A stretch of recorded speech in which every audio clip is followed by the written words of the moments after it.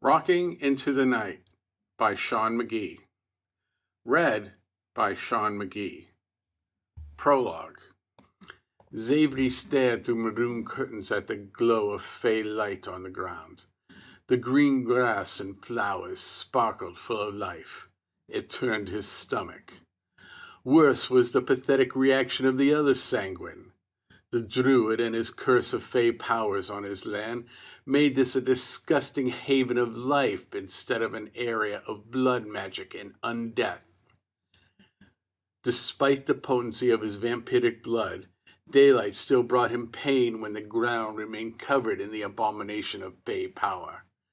He was stuck inside like the lesser of his kind. He longed to walk in the sun without pain once again.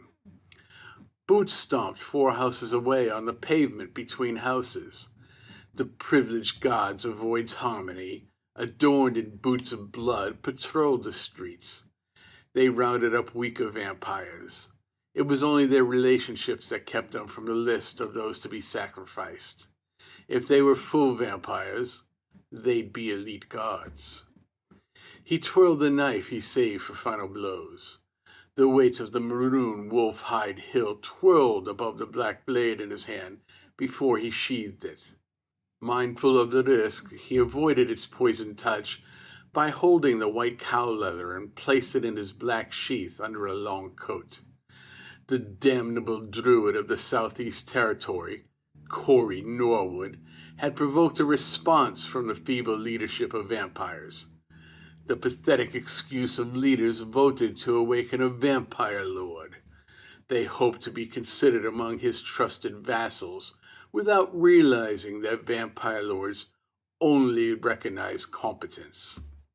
As a former noble and successful assassin, Xavier had long abandoned any notion of pitying his own fate. He had taken countless lives over centuries, eliminating targets that others deemed impossible. Yet his insistence on the impossibility of any vampire assassinating the Druid on fey grounds caused scorn by those who did not understand the complications. He told them to cover our territory with blood magic and lure the Druid, and then it was possible.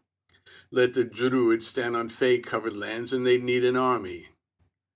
Of course, 2 armies sent to capture the Druid's fiancée failed. Fighting a Druid on fey-powered land showed the incompetence of the leadership. The ivory handles opened the cherrywood cabinet where Xavier acknowledged the scarcity of his options. He checked his emergency bag and it was complete as when he packed it a month ago. A vampire lord would restore the blood magic of the territory and kill the Druid, but the cost was too high. Dravine, his brother, had a plan. He always did. It needed an assassin's skills, but that's what brothers were for. No matter how audacious this plan was, they were out of time. Living under a vampire lord or dying at the hands of the Druid were the only choices. A few centuries ago, fearing a brief life as an assassin, he made a list of every emotion to experience. His life goal from that point forward became what his brother dubbed a completeness of the soul. The list was tossed when it got down to one experience. He loved and lost, hated and killed dispassionately. The last experience left was the regrets of killing someone he loved. The experience of finding someone new, loving them, and being forced to kill him because of orders or uncontrolled circumstances. Though his assassinations changed the world, it was a completeness of the soul he'd been chasing this century. He'd been living simple lives with simple people. Now he'd taken refuge in a vampire territory to regroup for what came next. It was his own fault for not seizing what he wanted. That was the problem of a long life. You could not spend centuries seizing every moment. 2 steps from his door, a lone figure with a distinct limp approached. "Come in, Dravine," Xavier called out before the expected knock. The door opened and his limping brother slipped in with practiced stealth. No pursuers followed or called out to the guards, a testament to the younger vampire's skills. It's my biggest idea yet. Dravine bounced with excitement. This must be big news. He had the smile that still caught Xavier off guard even after centuries. Outside, the noises changed. A car drove along the road. Regular humans pulled off a highway for supplies, or perhaps they'd become lost. They'd feed the weak sanguine today. That's what humans were good for. Desperate? Xavier didn't finish the word before his brother interrupted. It's not desperate. This sets us up for centuries. Jaravine's fangs gleamed in his peculiar smile. Of course, living for centuries with his brother was better than passing. There was still the goal of killing someone he loved. Taking the boots, Xavier hesitated. The Fey power on the bottom and the destination of the Southeast Territory. The Druid? He needed to hear more. He'd seen the current Druid when Donald Abernathy trained the young boy. Even back then, he was something special. Last month, they assigned Xavier to kill the curious Monsignor if the Druid's team failed. That day, he witnessed the rebirth of the Scion in her full angelic power gifted from Celestia. She teamed with the Druid, and the formidable pair destroyed the curious troops after dispatching the Monsignor. The Monsignor's defeat was thorough and violent. The tides had changed here. Or maybe they changed long ago when the brothers had been complacent. His brother held a plan that was the best chance to live for more centuries. It was what his brother did. He planned. They'd tied their horse to the wrong leadership, these weak vampires, and now they needed to move on. Xavier had procured food, counting on his brother having a plan. I have a meal for us and a gift for the leadership. It should buy us a day. Good. I have a contact who will give us up-to-date information. Dravine opened the feeding room. What information is not up to date? His brother's plans never needed more input. Like you, the Druid and Scion scare me.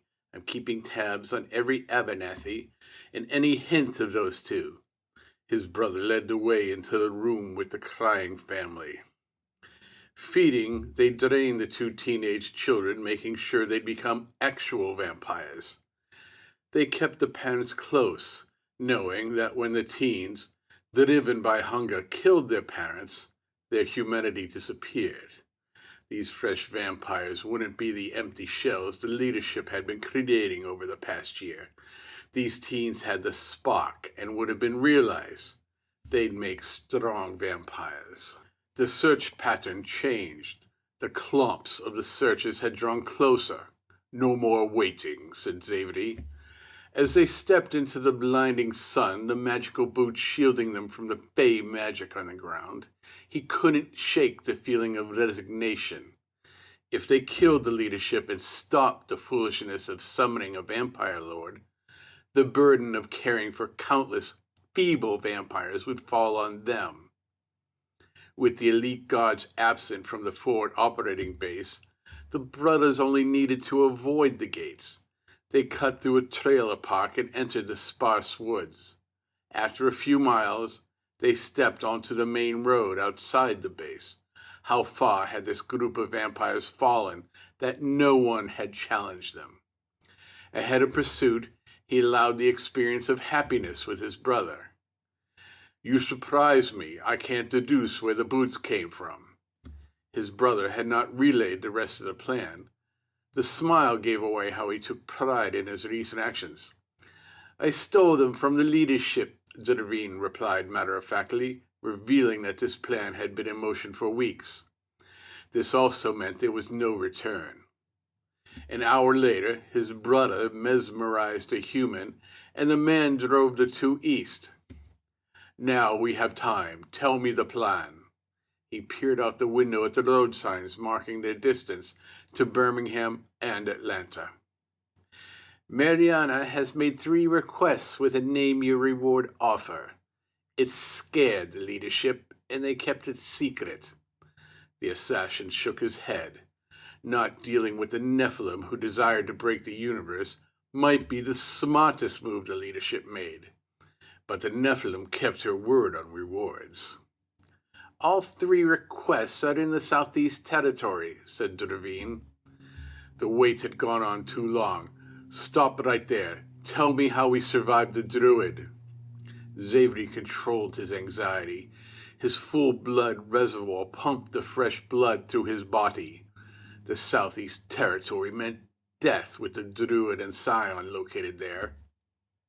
The Druid had killed dozens of vampires. An assassin with 6 centuries of experience knew to fear him.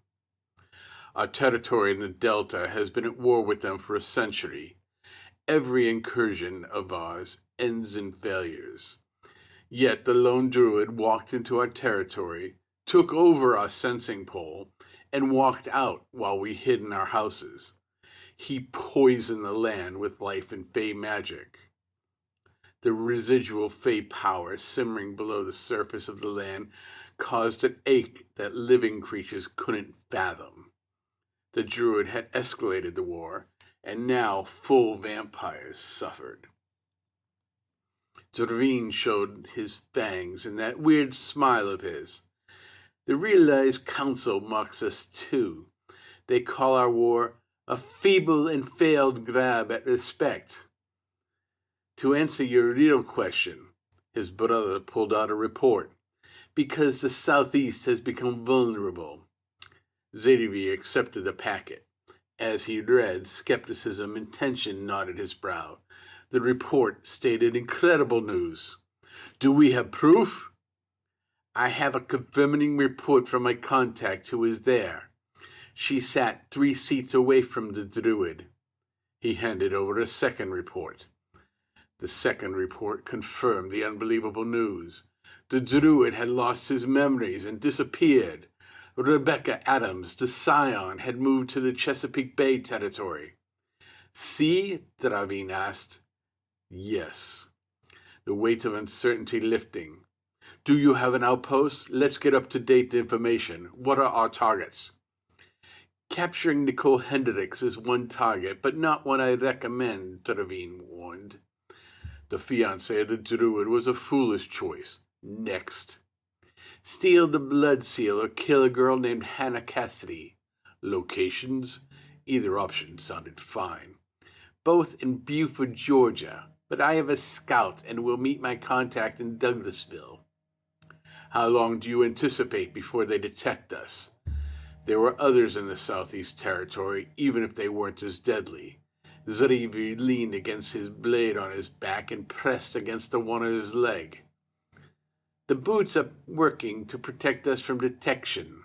We appear as low-powered druids when we wear them, but reap the benefits of walking on blood-powered lands, Druid explained, his strange smile offering reassurance. Changes shook the leadership of the Southeast Territory. Their territory had left his grandson in charge, and the young man's strong start has collapsed into indecision. Xavier would have to see that. The Abernathy family trained from birth to lead the territory. Nathan Abernathy had shown competence at every task given to him under his grandfather, Preacher John. The neighborhood the car drove through had declined.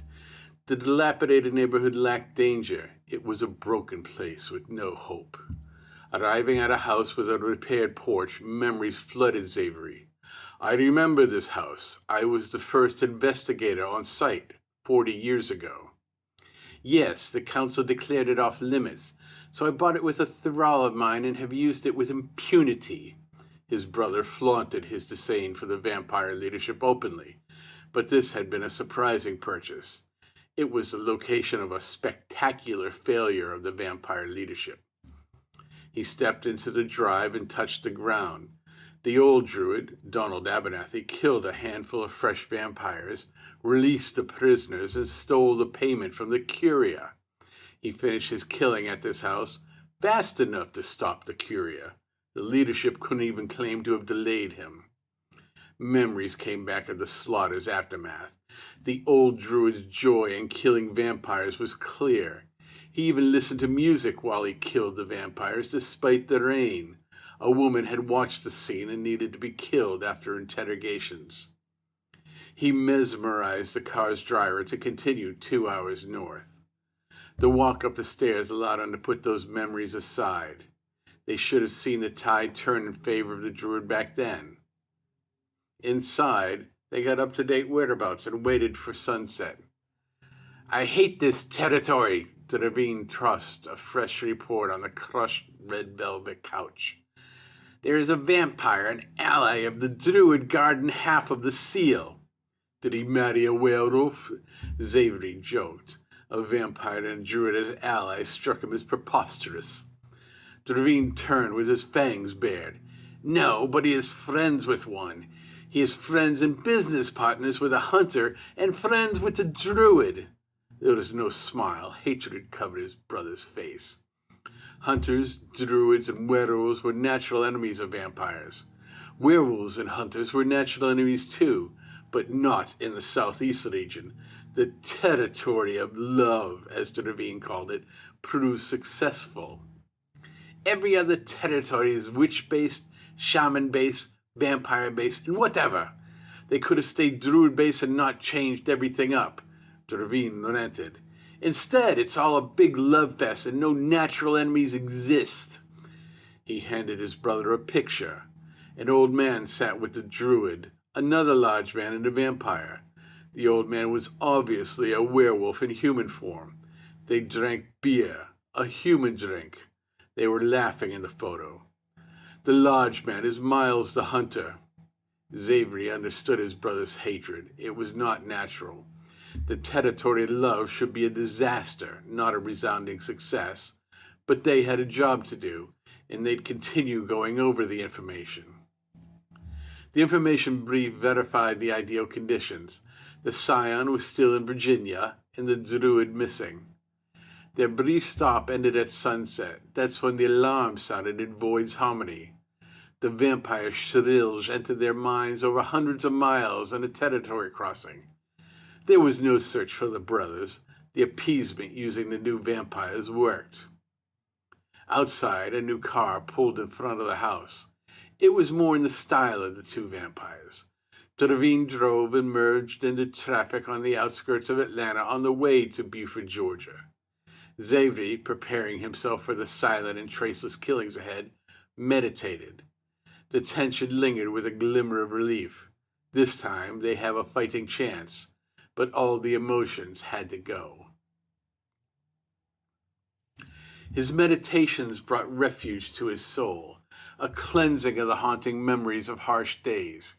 He reflected on a mission when he first encountered the Druids of the Southeast Territory. A normal job brought him to New York City to kill a man over a week. This man cashed out his company the day before it declared bankruptcy. Destitute holders of this worthless company saw him laugh as the stock market crashed. It was the beginning of what humans called the Great Depression and what vampires called a feeding frenzy. The man took a week to die as contracted. The ones who pooled their last monies came to visit him in his anguish. Xavier returned to his home with the job finished. The panhandle of Florida may have lacked grandeur, but it possessed enough comforts and became his home. Fires smoldered and the staked hearts of his clan littered the beach.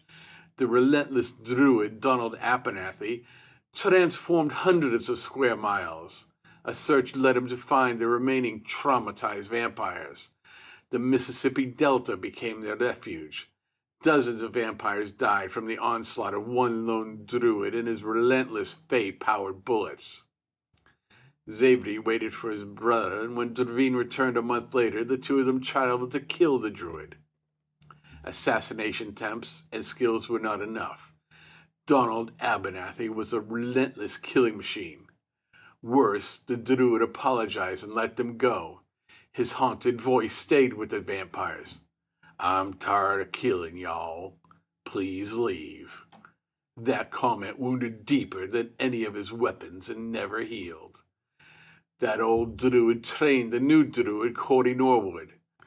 Corey Norwood was worse than a relentless killing machine, trained as a killer from puberty.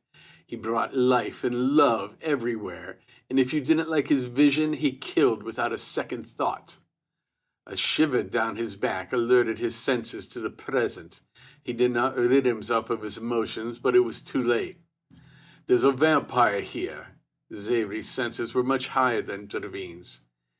We're early. The girl is in a car an hour north on the road. I'd like to scout the blood seal, said his brother.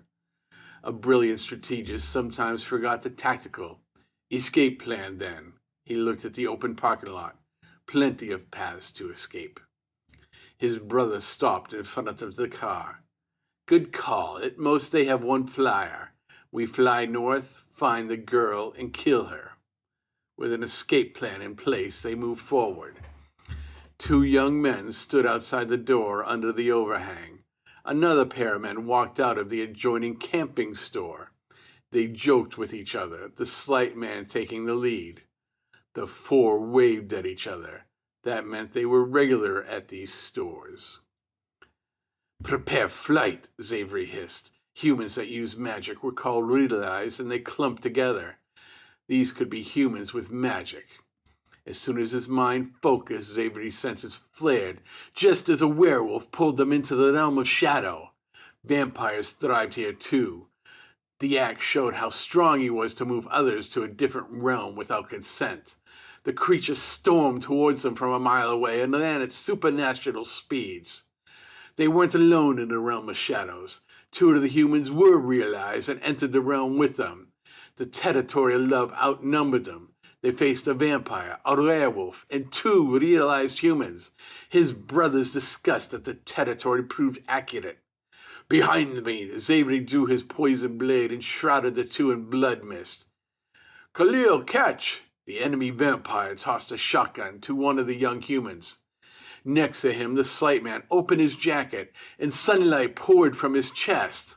Light of the sun pelted him as if it were noon on earth and not dusk in the realm with diminished light.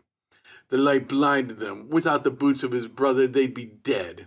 This normal-looking man possessed the ability to kill vampires himself. Emergency escape, shouted Dravine. The escape plan helped, and they both transformed. As bats, they fled north. Desperate beating of their wings evaded the pursuing werewolf in the light. The wind rushed against their wings as his heightened senses detected the growls of the pursuing werewolf grow closer. They kept at top speed, their wings beating furiously and caught an updraft.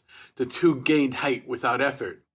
They outdistanced the werewolf and entered Earth, leaving the darkness of the Shadow Realm behind. The other vampire kept low and outpaced them. He must be traveling to warn the girl. No matter, they could take on one vampire together. With renewed determination, he pushed back the complaints of exhaustion from the body of the bat. The Ravine's reports made the escape likely. One Druid circle would have slowed them or even trapped them. The Druid out of the territory made the escape possible. That and the updraft. The two brothers landed and took human form. They took stock of their situation, and Dravine got his bearings from his plans. They'd travel on their expected trajectory. The escape plan proved its worth. They began the search for Hannah Cassidy with vampiric senses. Despite failing to scout the blood seal, they had the preferred target remaining. Dravine's plan survived the encounter. Xavier could still gain his completeness of the soul by loving once again and killing his new love. His brother motioned him down and landed in a copse of trees.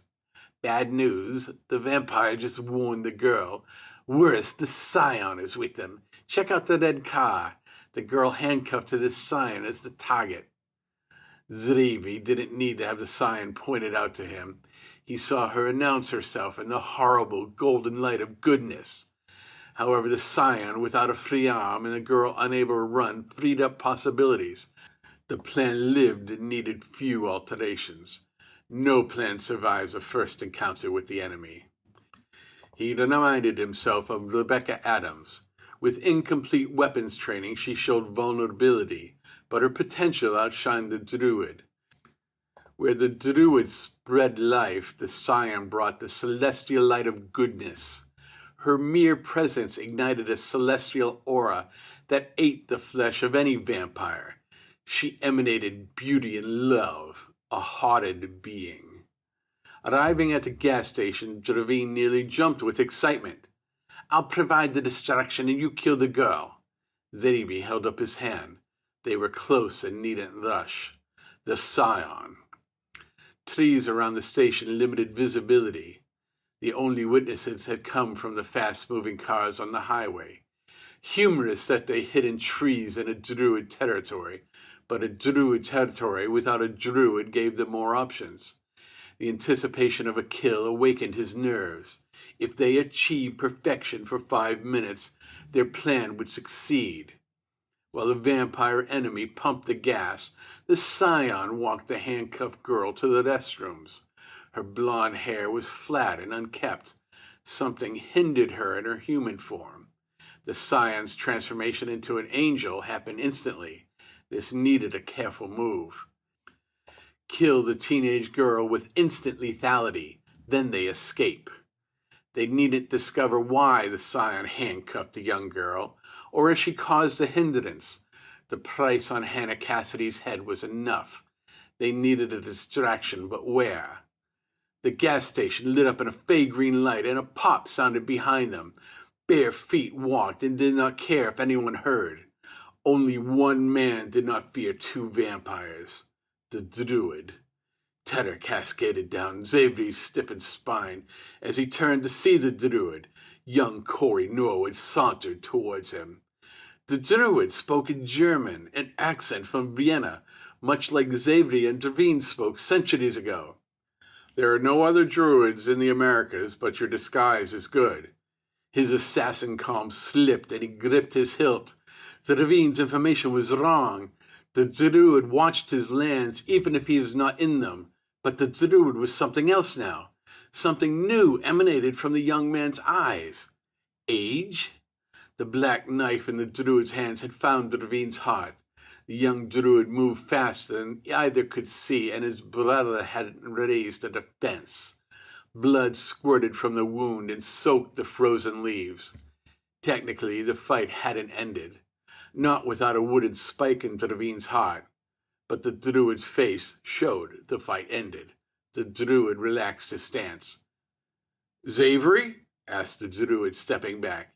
He pulled his killing blow and gave Xavier another few seconds. A chance to win this fight open, but shock froze his arm. The Druid never met him. How do you know my name? Recovered, he pulled out his second blade. You left Emperor Leopold's service to work for me. The Druid's face contorted in pain. The young Corey Norwood recognized him. Impossible. The Druid never spoke German. Something changed. The change made Dravine's plan fail. The Druid spoke with a smile, using a natural Vienna accent. It is you. It sounds crazy, but we were best of friends in an alternate timeline. As an assassin without vampiric powers, we killed many together. The Druid talked while in a defensive position. He spouted facts from Xavier's and Dravine's life, except the Druid hadn't been there. He talked of an alternate timeline. Xavier would not have left Emperor Leopold's service. The story made little sense. You confuse me with someone else. Maybe the Druid left an opening. It was a chance. Kill the Druid, scoop up his brother, and then run. Run far and hide. Your brother Dravine, the never-do-well rogue? He gazed down at the vampire dying on the ground. He's not done yet. Our lives are free to remake. Dravine was a great rogue. I lived for 200 years in an alternate lifetime. I've forgotten this life. You two are the only two who could understand me. The Druid pleaded as if the argument held weight. Xavier prepared to lunge. The Druid shook his head.